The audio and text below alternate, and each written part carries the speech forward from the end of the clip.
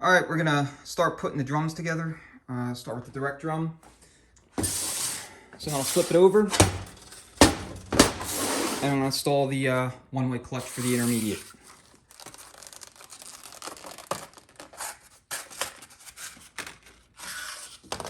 So what you want to do is you want to take it, and then just carefully slide it right into place over the cam. Then you're going to take your intermediate outer race, and then it's going to rest on top, so what you're going to have to do is collapse the rollers. And you want to rotate in a counterclockwise position, or direction rather, and kind of work it all the way around until you can collapse all the rollers, or enough of them, so that it slides on. And then it will rotate counterclockwise and lock clockwise. So when this goes into the unit, into the case, the intermediate clutches are going to spline on here, and then this is going to hold so that when the vehicle's in second gear, transmission's in second gear, it will spin the drum.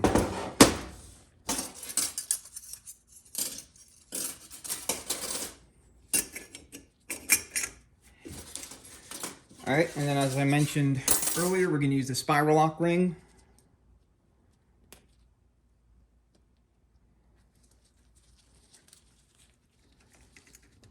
Just want to begin working it into the groove.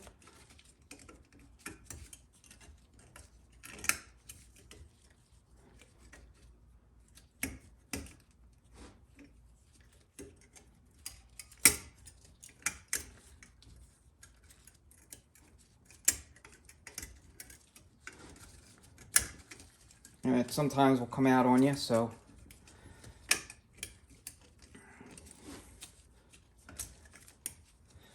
and it can be tricky to get in. I mean, that's kind of the idea, because you don't want it popping out. So once it's in, it's in.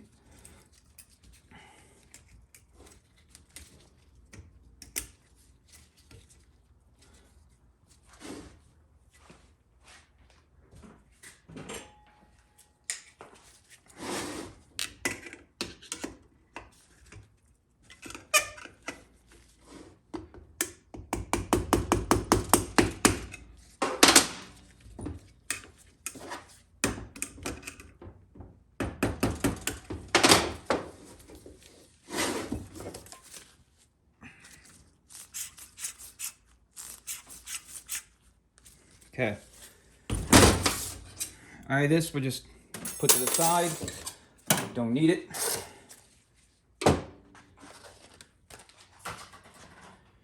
All right, next thing we're going to do is install the piston.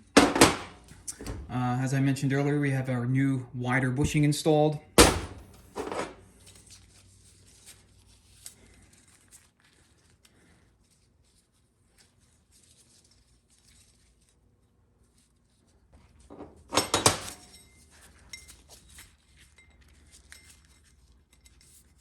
One thing I will mention is these outer lip seals. This is the one for the forward, which I originally had over here for the direct, is a little bit bigger than the one that goes for the direct piston. So if it fits loosely, then you know that you have the wrong one. So it should fit nice and snug all the way around, just like this. Okay, make sure it's fully seated into the groove. And like every other lip seal that you've ever installed, you just lube everything up and work it on in. Now, as I mentioned previously, we are going to be dual feeding the direct clutch, so we will not be installing the seal that normally goes here in the drum. Okay, we're going to leave that out.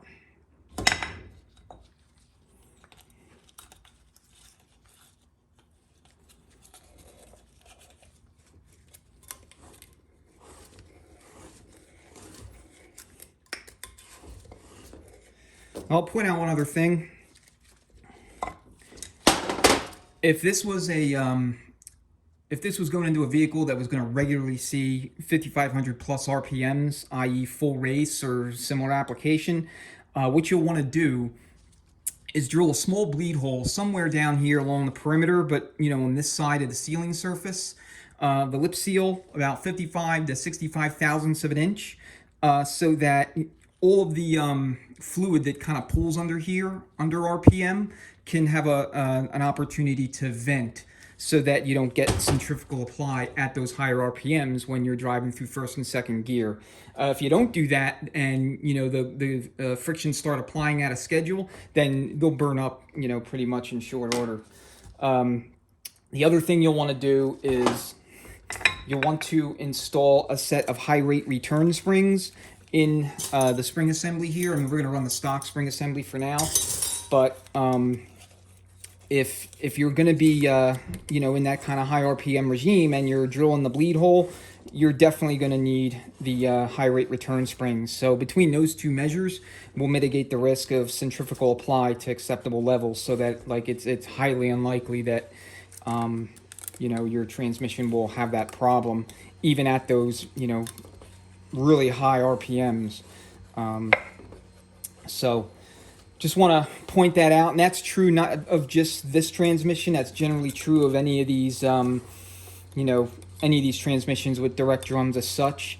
So like 4L80Es, TH400s, Fords, Dodges, etc. And that will mitigate the likelihood that you'll have out of schedule apply in first and second gear when you're shifting a wide open throttle.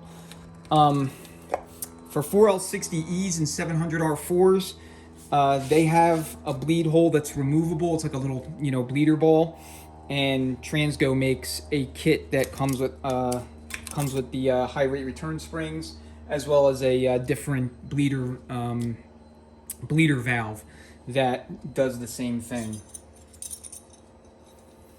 So again, it's really only necessary at 5,500 RPMs or over. I mean, that's the general threshold that you'd want to adhere to. However, use your own judgment based on the application and how the vehicle is going to be used and all that good stuff. All right, so I'm going to go to the foot press, install the snap ring, and then we'll come back and install the frictions. Okay, 5 frictions, 5 steels, and a snap ring. There's no cushion plate or raised plate or anything like that. So again, we have our 90 thou steel on the bench in the event we need it.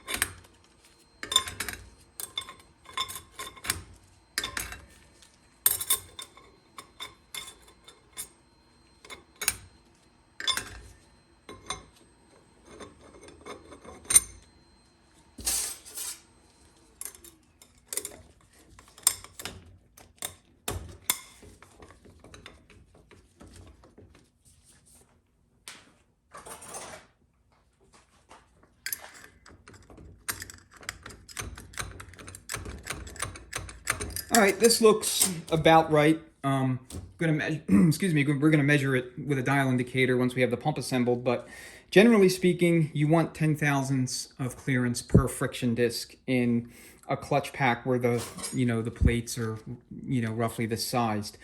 And again, that's direct drums and this transmission and all of its variants, lighter duty iterations, TH400s, 4L80Es, and 4L60, 700R4s, etc. If you're working with a clutch plate that's maybe a little bit bigger, like the intermediates, for example, something of this size, then I generally try to stick to anywhere from 15 to 20 thousandths per friction disc, and or whatever the spec calls for. So you have a little leeway. Again, with the directs, you want at minimum 40 thousandths clearance just for normal, street driven applications. If you're running the Ford clutch stack up, you can go as high as 55 thousandths and not have a problem.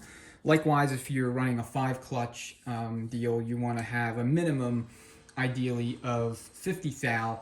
Again, if you're a little high at, say, 65 or even 70, it's not going to be the end of the world.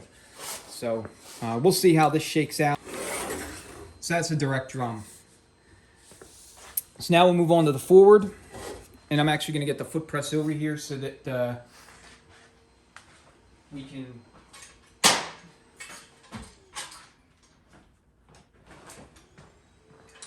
we can assemble it, given its input shaft sticking out.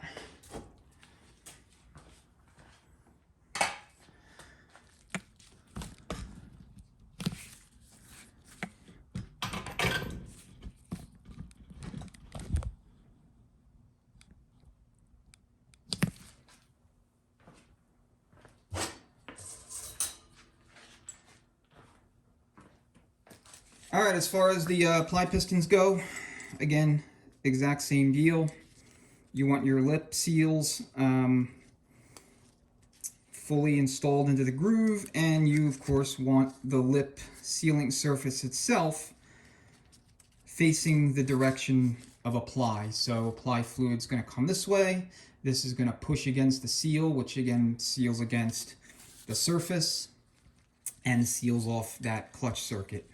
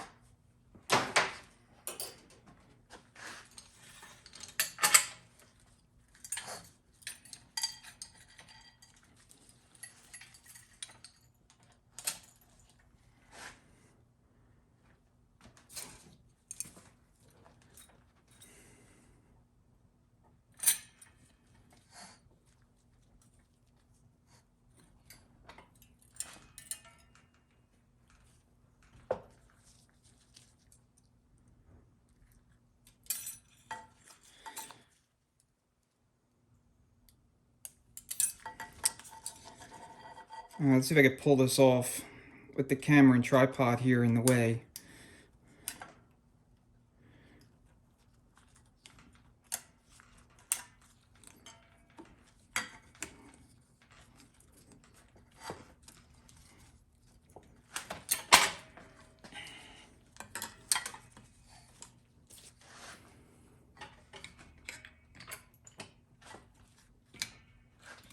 All right, that's good.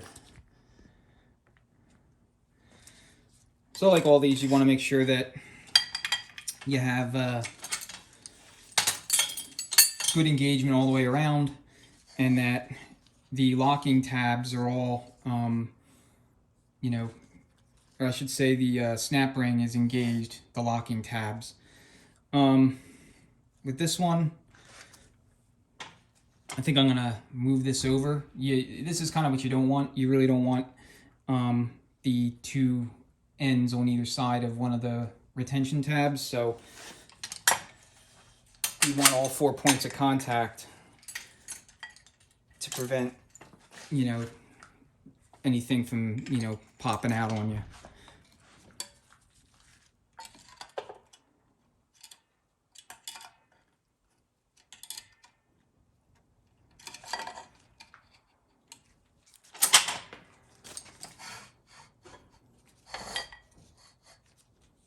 Okay.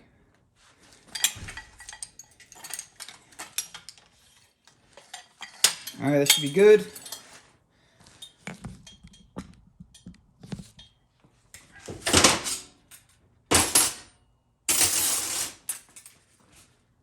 All right, so 5 frictions, 5 steels on a cushion plate.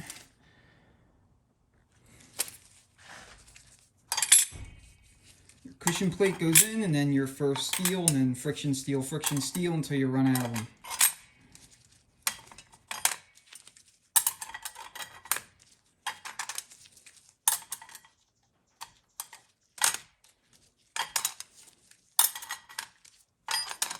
All right, so clearance, I like to shoot for between generally about 20 to 40 thou. I don't recall what book spec is offhand. I'll annotate, but if you need to adjust your clearance, there's a couple of ways you can do it. You can machine the piston if you have too little clearance. Alternatively, if you don't have access to machine shop, what you want to do is you want to look at the pressure plate itself. And you're going to look for these little reference marks on 2 of the lugs. And what this means is it's telling you what plate you have in terms of thickness. So there's, I think, 3 different thicknesses of plate. If you have a pressure plate that has 2 reference marks like this, then you have the thickest pressure plate available.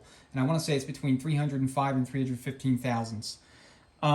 If you have only 1, then that's the next thickest plate, or I should say the middle plate in terms of how thick it is, and that's 270 to 280 thousandths. And then if your plate has none of these marks, and you have the thinnest plate available, and I believe that's 245 to 255 thousandths, somewhere in there. So that's how you can adjust the clearance for the forward clutch.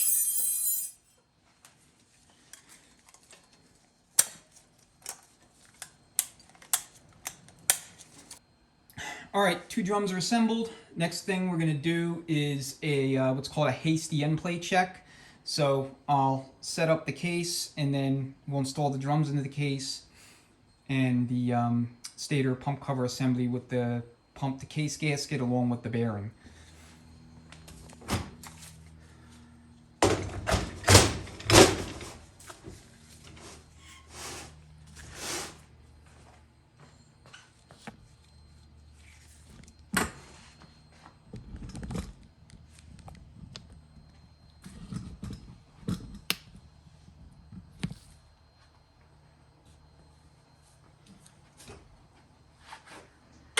All right, so when you're dropping in the 2 drums, you just want to line up the engagement tabs on the direct drum with the cutouts in the sun shell.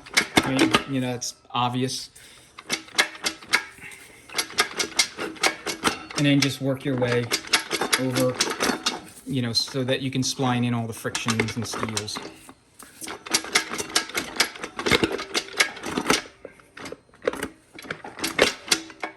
Okay.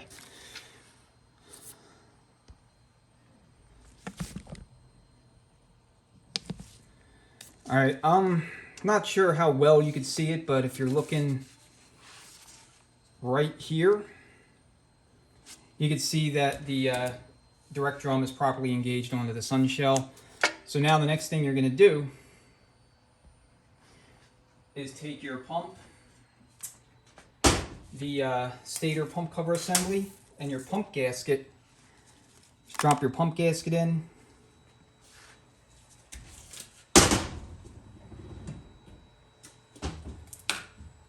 And then you're going to take your bearing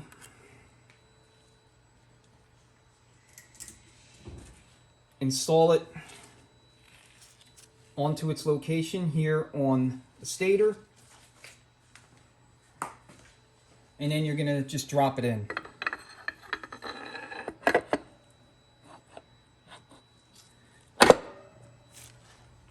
All right, with the pump cover in place, now what you want to do is apply some of your body weight with some downward pressure on one of your hands. For me, it's my right hand. And then with your left hand, you're going to pull up on the shaft so that you can feel how much travel there is between the drum assemblies and the bottom of the bearing on the pump. So to make it easier, I'll attach a set of vice grips, and then I'll just pull up. And what I'm listening for and quote unquote feeling for is that travel between the top of the direct drum and the bearing on the underside of that pump. So depending upon how much or little that travel is will tell me what I might or might not need to do when it comes to setting end play for the final time when I go to install the pump.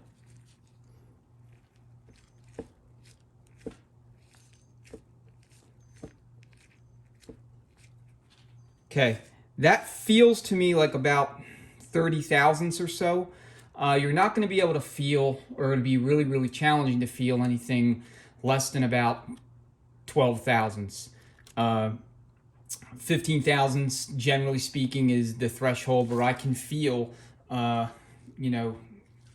I can feel that travel, I can feel that movement between the two parts. So this feels okay to me preliminarily. Again, you want to stay between 15 and 30 thou. I mean, if you're at 10 thou, that's probably fine. Any less than 10 thousandths of an inch, you're going to need to create some additional clearance. Any more than 30 thousandths of an inch, you're going to have to use shims under that pump bearing. Now, you don't want to use more than one shim ideally. If you shim it too much, then you could potentially interfere with the direct drum, and you don't want to do that. So if you need to and you didn't install the 36 thou shim underneath the ring gear, that might be something that you can explore if you're way out. Like if you're like at 50, 60, 70 thousandths of an inch, that's probably the best way to close that gap.